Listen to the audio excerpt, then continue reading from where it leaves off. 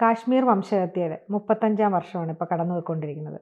അതിനെക്കുറിച്ചൊന്ന് പറയാം നമുക്ക്. 1990 ജനുവരി 19 രാത്രിയിലാണ് കാശ്മീരിനെ നടുക്കിയ, ഇന്ത്യയെ നടുക്കിയില്ല, അതുകൊണ്ടാണ് ഞാൻ കാശ്മീരിനെ നടുക്കിയെന്ന് പറയുന്നത്. ഇന്ത്യയിൽ ഇത് വാർത്ത പോലും ആയില്ല. ഇപ്പോഴാണ് കാശ്മീർ വംശഹത്യയെക്കുറിച്ച് ആളുകൾ പറഞ്ഞു തുടങ്ങിയത്. നരേന്ദ്രമോദിയുടെ സർക്കാർ വരേണ്ടി വരുന്നു. കാശ്മീരിൽ നടന്ന കൂട്ടക്കൊലയെക്കുറിച്ച്, വംശഹത്യയെക്കുറിച്ച്, കൂട്ടക്കൊലയല്ല, ഒരു വംശത്തെ, ഹിന്ദുക്കളിലെ പണ്ഡിറ്റ് എന്ന് പറയുന്ന കാശ്മീരി ബ്രാഹ്മണരാണ് പണ്ഡിറ്റുകൾ, അവരെ കൂട്ടക്കൊല ചെയ്ത നരമേധത്തിൻ്റെ കഥ പുറത്തു വരുന്നത്. കാശ്മീർ ഫയൽസ് എന്നുള്ള സിനിമ വന്നിരുന്നല്ലോ. അപ്പോൾ ഞാൻ അതിലേക്ക് വരാം. അതിനു മുമ്പ് എനിക്ക് നമ്മുടെ പ്രേക്ഷകരുടെ ഒരു കാര്യം പറയാനുണ്ട്. നിങ്ങളിത് നിർബന്ധമായി കേൾക്കണം. ഇത് വളരെ പ്രധാനപ്പെട്ടൊരു കാര്യമാണ്. വളരെ പ്രധാനപ്പെട്ടതെന്ന് പറഞ്ഞാൽ, നമ്മൾ ഇന്ന് അതിന് സമാനമായ ഒരു സാഹചര്യത്തിൽ ജീവിക്കുന്ന ആളുകളാണ് നമ്മൾ. അന്ന് കാശ്മീരിൽ ജനുവരി 19 1990 നടന്നത് ഇന്ന് എവിടെയും, വിശിഷ്യ നമ്മുടെ കേരളത്തിൽ നടക്കാം. എന്തുകൊണ്ടാണ് ഞാൻ അങ്ങനെ പറയുന്നത് എന്നുള്ളത് നിങ്ങൾക്ക് മനസ്സിലാവണമെങ്കിൽ ഞാൻ ഇനി പറയുന്ന കാര്യങ്ങൾ നിങ്ങളൊന്ന് സാഗൂതം കേൾക്കണം. അതിനു മുമ്പ് ഒരു കാര്യം കൂടെ പറയാം. കാശ്മീരിൽ ഒരു സെൻറ്റ് ലൂക്ക് പള്ളി ഉണ്ടായിരുന്നു, ക്രൈസ്തവരുടെ സെൻറ്റ് ലൂക്ക് പള്ളി.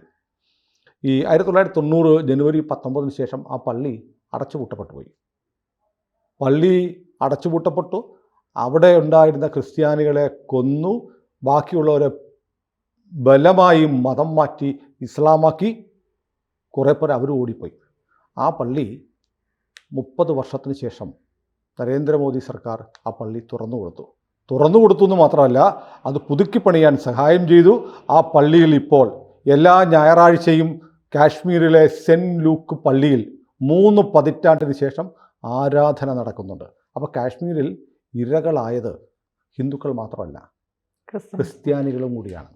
അത് പറയാനാണ് ഞാൻ സെൻറ്റ് ലൂക്ക് പള്ളിയുടെ കാര്യം പറഞ്ഞത്. ഇനി നമുക്ക് കാശ്മീർ കലാപം അല്ലെങ്കിൽ കൂട്ടക്കൊല നടന്നത് 90-ലാണെങ്കിലും അതിൻ്റെ വിത്ത് പാകിയത് 1986-ലാണ്.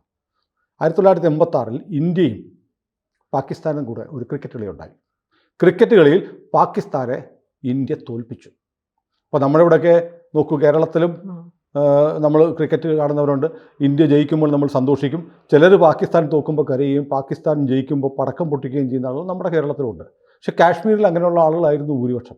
അവരെന്ത് ചെയ്തു? ഇന്ത്യ ജയിച്ചപ്പോൾ ഇവർ സംഘടിച്ച് പാകിസ്ഥാന് ജയ് വിളിച്ചു. എന്നിട്ട് ഇന്ത്യ ജയിച്ചതിൽ സന്തോഷം പ്രകടിപ്പിച്ച് വീട്ടിൽ നിന്ന് TV-യിലൂടെ ഈ ക്രിക്കറ്റ് കളി കണ്ട ആളുകളുടെ, ഹിന്ദുക്കളായ ആളുകളുടെ വീടിന് കല്ലെറിഞ്ഞു. അങ്ങനെ അനന്ത്നാഗിൽ 1986-ലെ ഇന്ത്യ പാകിസ്ഥാൻ ക്രിക്കറ്റ് മത്സരത്തിൻ്റെ റിസൾട്ട് വന്നതിന് ശേഷമാണ് ഈ കലാപത്തിൻ്റെ വിത്ത് പാകിയത്. ആ കലാപം അങ്ങ് വളർന്നു. അവിടെ Jammu Kashmir liberation front, JKLF എന്ന് പറഞ്ഞ സംഘടന ഉണ്ടായിരുന്നു. ഈ സംഘടനയുടെ നേതൃത്വത്തിൽ കലാപം വൻതോതിൽ നടന്നു. ഹിന്ദുക്കൾക്കെതിരെയായ കലാപം. 3 കാര്യങ്ങളാണ് ഈ കലാപകാരികൾ ആവശ്യപ്പെട്ടത്.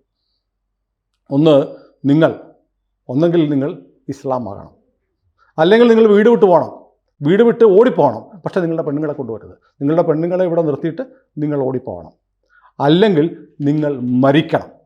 ഈ 3 മുദ്രാവാക്യങ്ങൾ ഉയർത്തിക്കൊണ്ടാണ് അല്ലാഹു അക്ബർ വിളിച്ച് തക്ബീർ വിളികളോടെ കാശ്മീർ താഴ്വരയിൽ JKLF-ൻ്റെ നേതൃത്വത്തിൽ അഴിഞ്ഞാട്ടം നടന്നു. വെടിവെച്ചു കൊന്നു, തീയിട്ടു.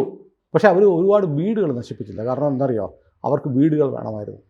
ഹിന്ദുക്കളെ മുഴുവൻ കൊന്നൊടുക്കിയിട്ട് ഹിന്ദുക്കളെ ഓടിച്ചതിന് ശേഷം ഈ വീടുകൾ ഞങ്ങൾക്ക് പാർക്കാൻ വേണമെന്നാണ് പറഞ്ഞത്. അവർ പ്രസംഗിച്ചെങ്ങനെയാണെന്നറിയോ?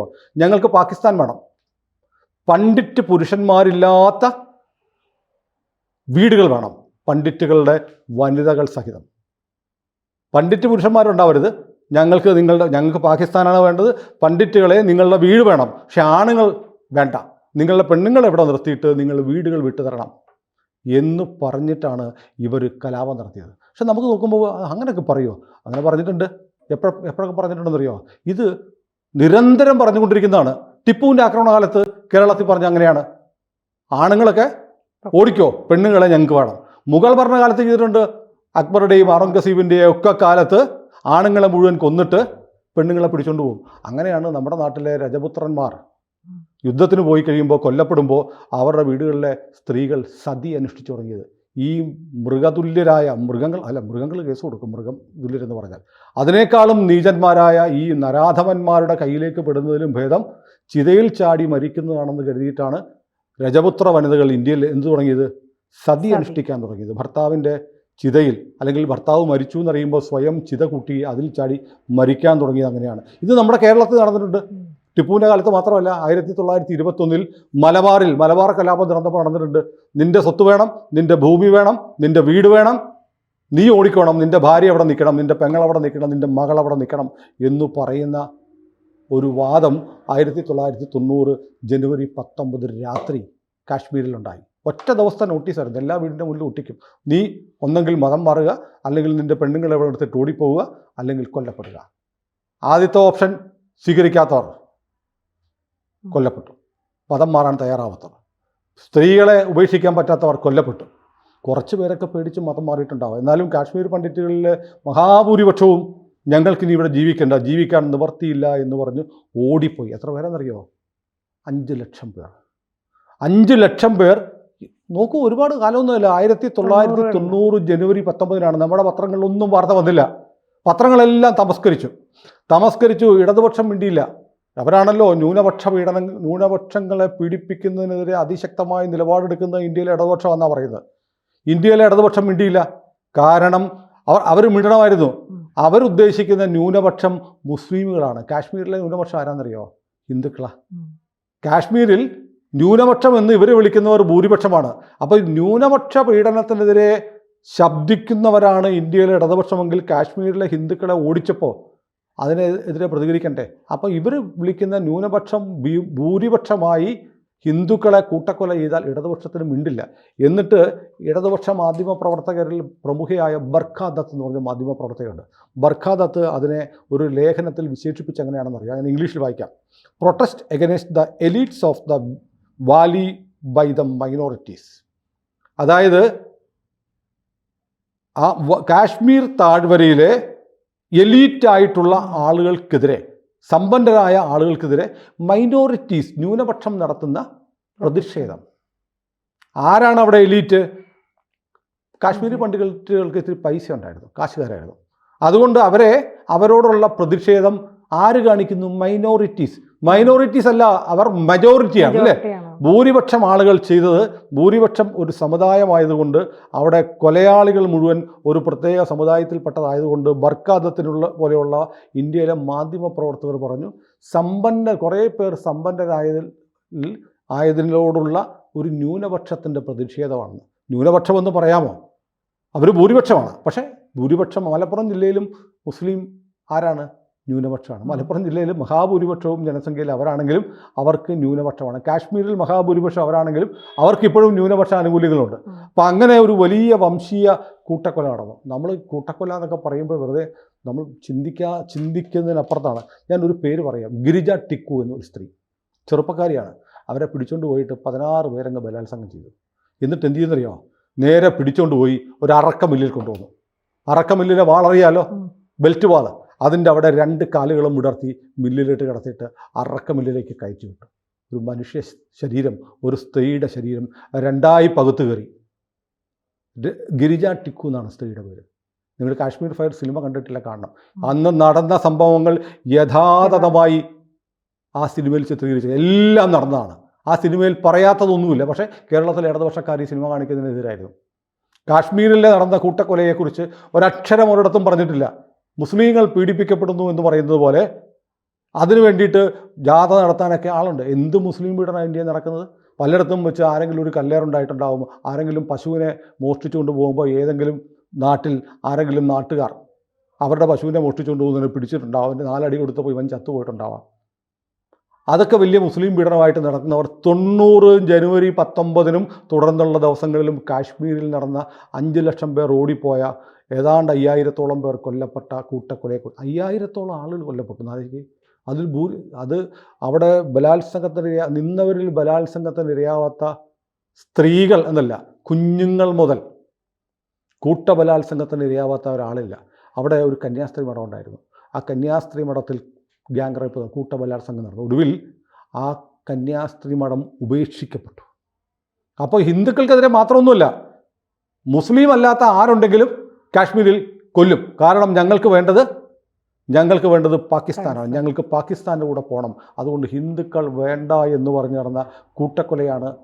ആ കൂട്ടക്കൊലയ്ക്ക് ഇപ്പം 34 വർഷം പൂർത്തിയായി 35-ാം വർഷത്തിലേക്ക് പോവുകയാണ്. നമ്മൾ ഇന്നലെയോ ഇന്നോ ഇറങ്ങിയ ഏതെങ്കിലും പത്രത്തിൽ ഈ കൂട്ടക്കൊലയെക്കുറിച്ചൊരു വാർത്ത കണ്ടോ? ഏതെങ്കിലും ചാനലിൽ 90 ജനുവരി 19 കാശ്മീരിൽ എന്ത് നടന്നുവെന്ന് ആരെങ്കിലും പറഞ്ഞോ? അന്ന് ഇന്ത്യ ഭരിച്ചുകൊണ്ടിരുന്നത് രാജീവ് ഗാന്ധിയാണ്. കാശ്മീരിലെ മുഖ്യമന്ത്രി ഫറൂഖ് അബ്ദുള്ളയാണ്. 5 ലക്ഷം മുസ്ലിങ്ങൾ സ്വന്തം വീട് വിട്ട് ഓടിപ്പോയി. അവരുടെ വീട് മുഴുവൻ ഇവർ കയറി താമസിക്കാൻ തുടങ്ങി. അവരുടെ സ്വത്തുക്കൾ മുഴുവൻ ഇവർ ഏറ്റെടുത്തു. ഇത് തന്നെയല്ലേ മലബാറിൽ നടന്നത്? ഹിന്ദുക്കളെ കൂട്ടക്കൊല ചെയ്തു. അവരെല്ലാം ഓടിപ്പോയപ്പോൾ അവരുടെ വീടുകളിലൊക്കെ ഇപ്പോഴും താമസിക്കുകയാണ്. കലാമണ്ഡലം കല്യാണിക്കുട്ടി അമ്മയുടെ മകളോ മറ്റോ മാതൃഭൂമിയിൽ വന്ന വാർത്തയാണ്. എൻ്റെ അമ്മൂമ്മ താമസിച്ച വീടൊന്ന് കാണണം എന്ന് പറഞ്ഞ് അവിടെ ചെന്നു.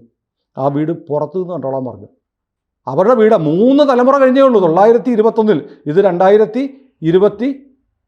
2024 ആയതേ ഉള്ളൂ. 100 വർഷം മുമ്പ് നമ്മുടെ തൊട്ടടുത്ത് ഈ ഇരിക്കുന്ന എറണാകുളത്തു നിന്നോ അല്ലെങ്കിൽ തിരുവനന്തപുരത്തു നിന്നോ ഒരു 300 കിലോമീറ്റർ പരമാവധി സഞ്ചരിച്ചാൽ ചെല്ലാവുന്ന മലപ്പുറത്ത് ഇതാണ് നടന്നത്. മലപ്പുറത്ത് അവിടെ പല വീടുകളിലും ചെന്നാൽ നിലമ്പൂർ കോവിലകത്തിൻ്റെ കഥകിൽ പോലും മഴ കൊണ്ട് വെട്ടിപ്പൊളിച്ച പാടുകൾ ഇപ്പോഴും ഉണ്ട്. അപ്പോൾ കേരളത്തിലും അങ്ങനെ സംഭവിച്ചിട്ടുണ്ട്. അവരുടെ സ്വത്തുക്കൾ മുഴുവൻ ഉണ്ടായി. പെണ്ണുങ്ങളെ മുഴുവൻ ഉപദ്രവിച്ചു. തലവെട്ടി തൂർക്കിണറുകൾ എത്രയുണ്ടായി. പച്ച ജീവനോടെ വെട്ടി കുഴിച്ചു മൂടിയ കിണറുകൾ. അപ്പോൾ ഇങ്ങനെയൊക്കെ കേരളത്തിൽ നടന്നിട്ടുണ്ട്. ഈ കേരളത്തിലും ഇങ്ങനെ നടന്നിട്ടുണ്ട്. പക്ഷേ കേരളത്തിൽ ഓടിപ്പോയവർ ഇപ്പോൾ എന്താണെന്നറിയോ? ഇപ്പോൾ വന്നിട്ട് ഈ ഹിന്ദുക്കൾക്കെതിരെ ആക്രോശിക്കുന്ന ആളുകളുടെ 2 തലമുറയ്ക്ക് മുമ്പ് അച്ഛൻ്റെ പേര് ചിലപ്പോൾ കുഞ്ഞിരാമൻ എന്നായിരിക്കും. അവരിപ്പോൾ ഞങ്ങളൊക്കെ അറബി നാട്ടിൽ നിന്ന് നേരിട്ട് വന്നവരാണെന്ന ഭാവത്തിലാണ് ഇവിടെ ഹിന്ദു വിരുദ്ധത പറയുന്നത്. അത് പോട്ടെ, നമ്മുടെ വിഷയമല്ല. അത് നമ്മുടെ വിഷയമല്ലെന്നല്ല, നമ്മളത് ഇപ്പോൾ കൂട്ടത്തിൽ പറഞ്ഞെന്നുള്ളൂ. ഏതായാലും കാശ്മീരിൽ നിന്ന് വീട് നഷ്ടപ്പെട്ട് ഓടിപ്പോയ 5 ലക്ഷം മനുഷ്യർക്ക് വേണ്ടി ഈ നാട്ടിൽ ആരും മിണ്ടിയില്ല. ലോകത്തിലെ ഏറ്റവും വലിയ വംശഹത്യ, നമ്മൾ ഈ നാസി തടങ്കൽ പാളയങ്ങളിൽ ജൂതന്മാരെ കൊന്നു എന്ന് പറയുമല്ലോ, അതുപോലെയാണ് കാശ്മീരിൽ കൊന്നത്. അവരിപ്പോഴും എത്രയോ വർഷം, 10-30 വർഷത്തോളം അവർ ദില്ലിയിലെ തെരുവോരങ്ങളിൽ, ബർക്കാദത്ത് പറഞ്ഞ പോലെ കാശ്മീരിലെ സമ്പന്നരായിരുന്ന വിഭാഗം അവർ പാലങ്ങളുടെ അടിയിൽ, ചേരികളിൽ, കടത്തിണ്ണകളിൽ, മൈതാനങ്ങളിൽ ടെൻറ്റ് കെട്ടിയാണ് ഇവർ ജീവിച്ചു വന്നത്. ഒടുവിൽ നരേന്ദ്രമോദിയുടെ സർക്കാർ വരേണ്ടി വന്നു. അവരെ പതുക്കെ കാശ്മീരിലേക്ക് പുനരധിവസിപ്പിച്ചുകൊണ്ടിരിക്കുകയാണ്. ഇപ്പോൾ അവിടെ എന്ത് ചെയ്യുന്നു? അവിടെ അവർക്ക് അവരുടെ സ്വത്തുക്കൾ വീണ്ടെടുത്ത് കൊടുക്കാനുള്ള നടപടിക്രമങ്ങൾ തുടങ്ങിയിട്ടുണ്ട്. കാശ്മീർ ഇപ്പോൾ ശാന്തമാണ് അല്ലേ? കാശ്മീർ ശാന്തമാകുമെന്ന് പറഞ്ഞാൽ ഇപ്പോൾ കാശ്മീരിൽ ഞാൻ നേരത്തെ പറഞ്ഞ സെൻറ്റ് ലൂക്ക് പള്ളി തുടങ്ങി, ആരാധന തുടങ്ങി. ചാന്ദിനി ചൗക്കിൽ ഉൾപ്പെടെ ഇന്ത്യയുടെ കൊടി ഉയരുന്നു. അവിടെ ദേശീയ പതാക ഉയരുന്നു. ആർട്ടിക്കിൾ 370 എന്നുള്ള ചതി എടുത്തു കളഞ്ഞു. കാശ്മീർ ശാന്തമായി. കാശ്മീർ ശാന്തമായിരിക്കുമ്പോൾ എനിക്ക് വളരെ സങ്കടത്തോടെ പറയാം ഒരു കാര്യമുണ്ട്. പക്ഷേ കേരളം ഇപ്പോൾ കാശ്മീരിൻ്റെ വഴിയെ പോയിക്കൊണ്ടിരിക്കുകയാണ്. കാശ്മീർ ഒരു ഓർമ്മപ്പെടുത്തലാണ്. 1990 ജനുവരി 19 രാത്രി നടന്നത് കേരളത്തിലും സംഭവിക്കില്ല എന്ന് ഉറപ്പ് പറയാൻ പറ്റില്ല. ഒരു ജാഗ്രത എപ്പോഴും നല്ലതാണ്. ഭയം വേണ്ട, ജാഗ്രത മതി. കൂടുതൽ വാർത്തകളും വിശേഷങ്ങളും നിങ്ങളിലേക്ക് എത്താൻ ABC മലയാളം സബ്സ്ക്രൈബ് ചെയ്യുക, ബെൽ ബട്ടണും അമർത്തുക.